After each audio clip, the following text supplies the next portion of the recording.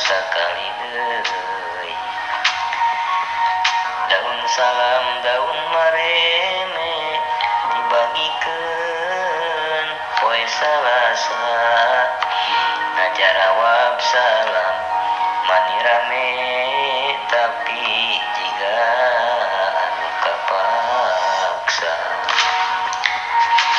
Kaliki wadahna peci kasolokan mancing lele, ngaji teh parentah Gusti lakonan tong dingkengke.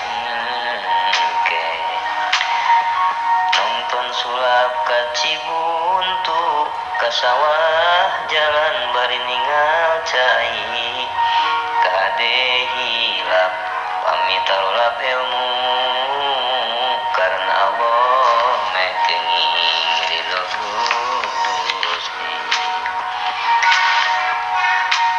Ada itik di tengah sawah dikejar kalkung, itiknya jatuh. Wabillahi taufik wal hidayah.